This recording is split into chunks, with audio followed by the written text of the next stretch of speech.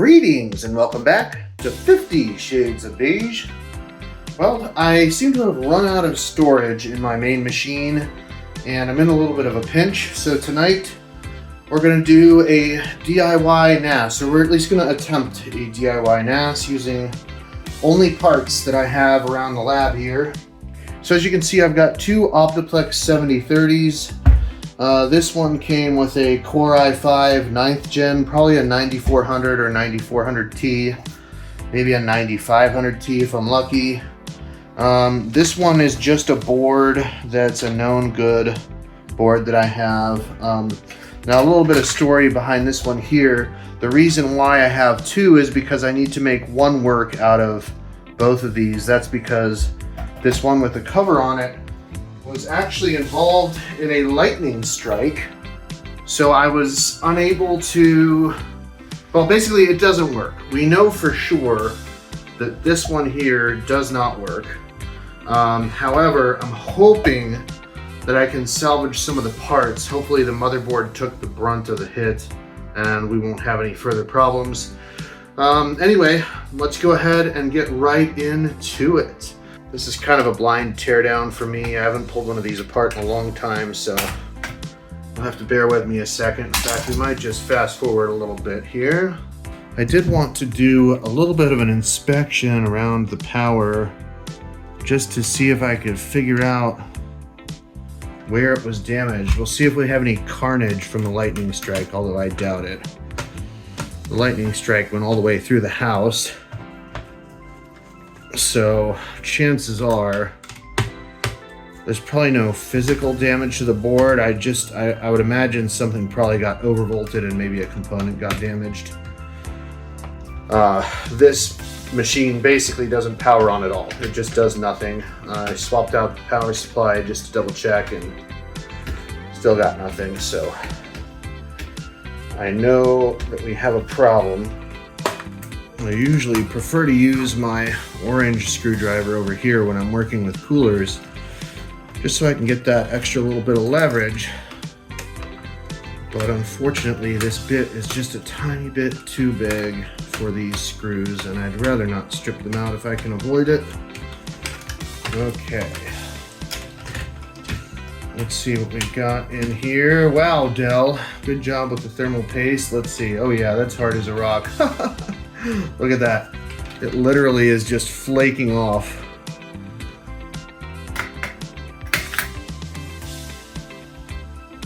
Okay, this is a Core i5 9500T. So the low TDP version of the 9500. I believe these run at 45 watts. I'll have to check. A decent CPU and it'll do just fine for our purposes. Moving over to our known good sample here. Okay, and this is the same exact board. Oh, it's not the same exact board. Uh-oh. It said Core i7 9th gen. It should still work though. These two motherboards are extremely similar. I don't think that this one will have a problem running a 9500T. Hopefully the BIOS that's installed supports it. So we'll match our arrows up, drop our CPU in.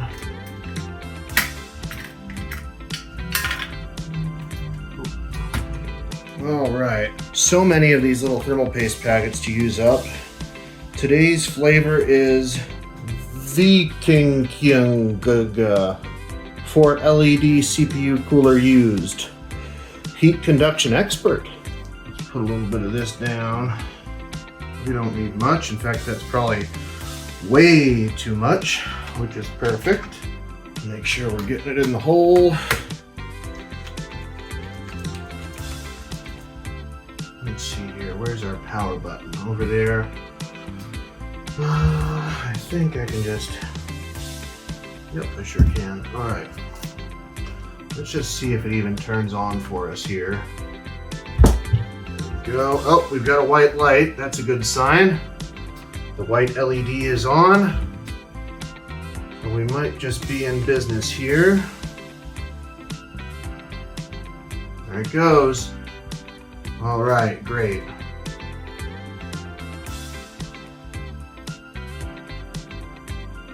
Might be shutting off because it doesn't have a drive.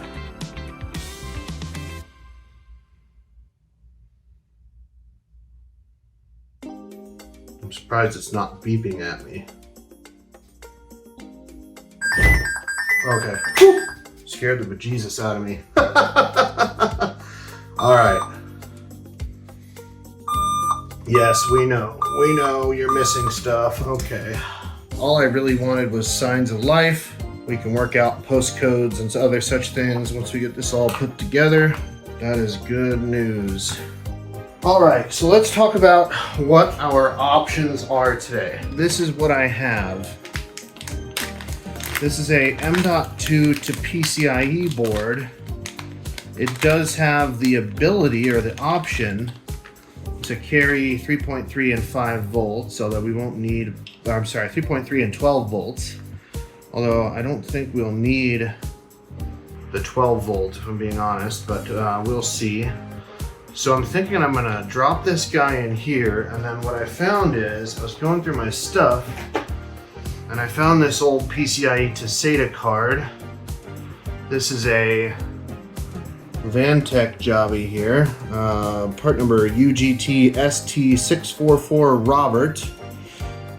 So yeah, just a regular PCIe to SATA adapter, and then it's actually got eSATA on the back, although I have basically no use for that. And then here's a look at our board. This is what's going to be going in our M.2 slot. It's literally just a pass-through device, so I think this will be just fine. This guy is probably going to draw, it's not going to draw enough power, I don't think, to cause an issue or need additional power. Let's just put it that way. It should be able to be powered off the M.2 slot, because I looked at some of the other like just M.2 to SATA cards that are just like it's like having, well, I'll put a picture up. It's like having 5 SATA ports on one of these, and they have the same controller as this card does here. Yeah, so it should be pretty much the same. Anyway, and then what I've got here is my boot drive. This is a Silicon Power A55, nothing special, just an older TLC drive from like 2020-ish.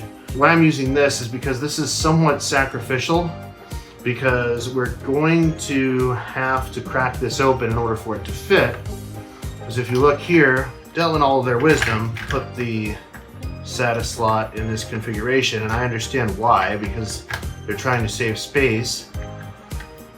But that basically makes it so we can't have anything coming up out of the M.2 slot. Normally I would say use a nylon spudger, but I don't have one. So instead, we're gonna go ahead and butcher the heck out of it with a flathead. I don't recommend doing this at home, obviously. But yeah, let's see if we can get this open without completely destroying it. Now, some of these use screws, but nowadays your newer ones, anything made after like 2018, probably doesn't have screws. It's probably just a clamshell. We're gonna get our driver in there nice and good like. Be careful not to damage our PCB. I'd really prefer it if I could pry it open from the other side, but I guess there's nothing there to press up against. This is really not smart. This is a fantastic way to damage a PCB right here. There we go.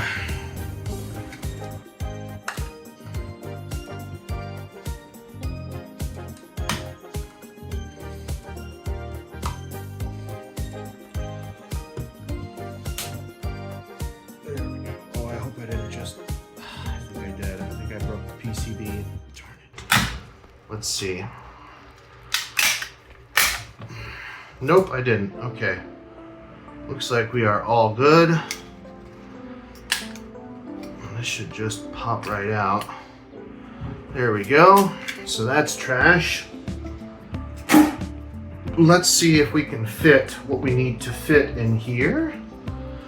So I'm going to start just by sliding this in. I'm not actually going to screw anything down yet.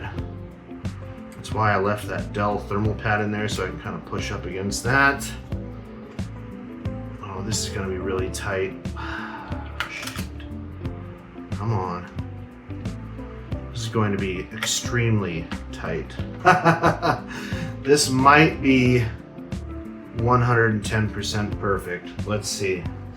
Because I only need 1x. Let's see if this is going to slide in here. It's so tight. Holy smokes, would you look at that? If that PCB was literally 1/4 of an inch taller, it would not fit, but I think we are good. I don't like the idea of this sitting here like this though, and we need to find a better solution, and I can already see that the PCB under there is bending. All right, we are in business. I was able to get the machine to post, so that's a good sign. So we know that our CPU is good to go. Still not 100% sure on this SSD what the situation is. The computer didn't seem to see it, but I may need to enable legacy mode or something like that in order for that to work. So we'll see what happens there. In the meantime, I've got to figure out the best way to mount drives here. The problem with this type of configuration really turns into space and like, how do you want to put all this stuff together, right? Because we're really tight in here. I don't want something to accidentally short out or something like that. That would be bad. I think this antenna is broken too. That's great. I'll just pull that off for now. I'm sure I've got another duckbill antenna around here somewhere. So now that I'm sure that our system is going to boot up no problem, we'll set that aside here. I was originally going to use FreeNAS or Linux of some kind, because Linux is just generally better for this kind of thing.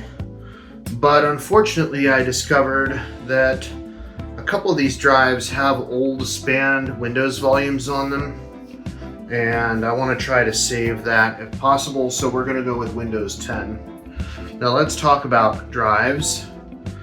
This wouldn't be a 50 Shades of Beige video if we weren't just picking through a bunch of old stuff and trying to see what works. So to start out, we're going to go with this SK Hynix SSD Gold drive. I believe this is the S31 model. It's 500 gigs. Nothing special, but I can use this for like stuff that I want to be able to access relatively fast. I've got a 2 terabyte Barracuda Compute. This is part of that spanned volume I was talking about. I don't know why I did this, but I think I spanned a volume between this drive here and this 1 terabyte WD Blue. And yes, I know these are all like garbage tier drives, but you know, you use what you can afford, and when I bought these, they were much more valuable than they are in 2024. So we're gonna go with these 3.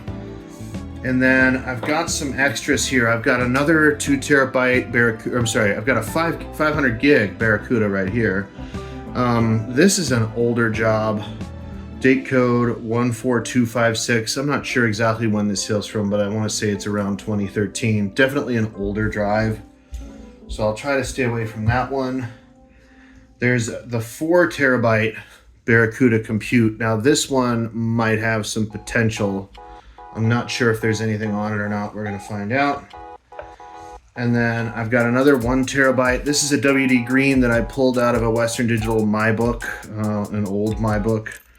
And then lastly, for worst case scenario, I've got this 250 gig Barracuda again. This is one of those reclaimed drives I bought in bulk from eBay. I think I paid like 20 bucks for it. So now you might say, well, Shades, you know, you've got these drives, but where are you gonna put them all? You can't just hang them off the back, right? We can't just hang them off the back of this thing. And to that I say, watch me. What I did do is I dug out this hard drive cage. You can pick up these cages on Amazon, AliExpress, eBay. Don't pay more than like 10 bucks for them. They're literally just like a steel frame with a grill and a little spot for a cheapy fan to go in. And then in this case, the fan has a Molex connector, which we're gonna have to do something about because there's definitely no Molex connectors on a Dell 5070 chassis. Now some of these already have sleds on them, and I'm pretty sure the sleds even match, so I'm gonna go ahead and start with these two. This is that spanned pair I was talking about. And I can even see I cut the back of the sled because you have to have room to be able to fit the cables through without any trouble. I'm just gonna go just like that. Okay, so we've got our drives ready to be hooked up. We've got everything ready to go over here. And I can hear the comments now, but what is he gonna do with it? How are you gonna power that? This isn't practical. Well, first of all, I'd like to remind all of you that this was never intended to be practical. This is not a NAS build guide. This is a Shades makes something work out of things he has laying around the house vibe. So it will be far from perfect, but half the fun is the ride, and I'm glad you're here with us. So as far as powering this guy, I happen to have this old Apevia, I guess this is an SFX power supply. You can see it right here. It's a 400 watt job, nothing special. Apevia's kind of not got the best reputation in the industry. I'm not going to say that they're bad, but particularly their SFX power supplies and ITX power supplies really get mixed reviews. So buyer beware. It might be fine, it might not be fine. In this case, I'm only powering some hard drives. I know that sounds silly because drives are like the most important part of the computer, right? They have all the data on them. But I don't think that it's going to stress this power supply in any way, shape, or form, so I'm really not worried about it. And this PSU happens to have all of the connectors that I need on it already, so we're gonna roll with it. Now this Molex connector that comes off of this fan looks super shady, so we're actually gonna give it its own connector. Now a more edgy tech bro might just plug this splitter right into here. But I'll be honest, I don't trust that connector. So we're going to take this off. It just feels really cheap. And we're gonna go ahead and plug this guy in directly. All right, boys and girls, we have it all put together here. So we got our Apevia power supply that's going to give some juice to our M.2 adapter here, our SATA card, and then we're going to also power our hard drives off of this. And I can hear everybody saying already, well, that doesn't make any sense. Look at how much space it takes up. It's completely unpractical. What a mess. This guy doesn't know how to do cable management. Well, to that I would say, first of all, you don't have to worry about cable management if you're not putting anything in a case, really. I mean, it's just going to kind of be out.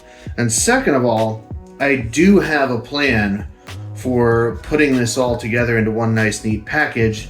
But for that, you're going to have to stay tuned for part 2, which will be out next week.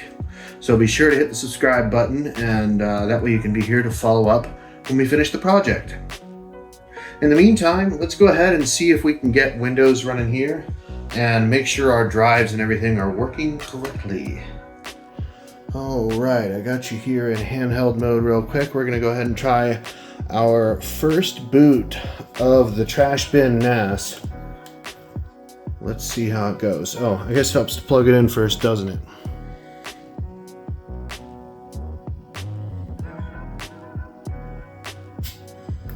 That's not encouraging. So I finally got everything worked out here. It was quite the fiasco.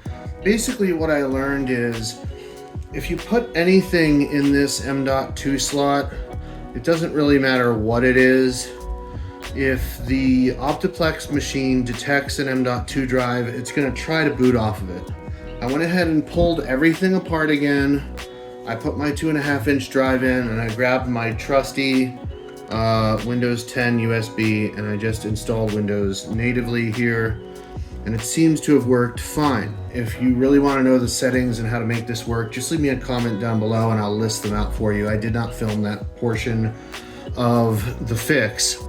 So we've got our M.2 to PCIe card here, and it's plugged in. I put this little piece of electrical tape here. The chances of something happening here are really slim to none, but just in the name of caution, I went ahead and put that tape there. So now I'm just gonna kind of show you how this all goes together. So first things first, you obviously wanna install your M.2 card there. And then you wanna go ahead and plug this in. Sorry, I have to do this left-handed, so it's a little awkward. There we go. And then you put this guy in over the top, like so. We've got our power supply hooked up. I've got my ATX 24-pin jumper right here, so as soon as I flip the switch on the power supply, my drives will come on. I am gonna go ahead and feed this floppy cable into here just because there's a connector for it. However, I don't think that that's really necessary. I haven't looked it up, but I will leave a note down below. I don't think that's really necessary for our purposes today, because this card does not need those voltages. Holy smokes, boys. We just might, maybe could be in business here. What I need to do now, while I'm thinking about it, is go ahead and turn on this power supply. Now the problem with this is, right, I'm gonna have to go through this every time I boot the NAS, but luckily I'm gonna probably keep it on for most of the time. But let's go ahead and flip the switch here on our power supply. Okay. There go our drives. Oh, that doesn't sound very good. Oh, that doesn't sound good at all. I heard a chirp. That's usually not a good sign, especially when you've got Seagate drives. Sorry about the mess there, guys. Been working on this project now for like a week and a half, so it's a little bit of a mess. Yep, there it goes again. Well, we'll check on hard drive health once we get booted. Oh boy. One of those is not happy. I'm gonna have to unplug it. Oh boy. I know, buddy. I can't unplug it because I only have one hand. Okay, we made it to Windows.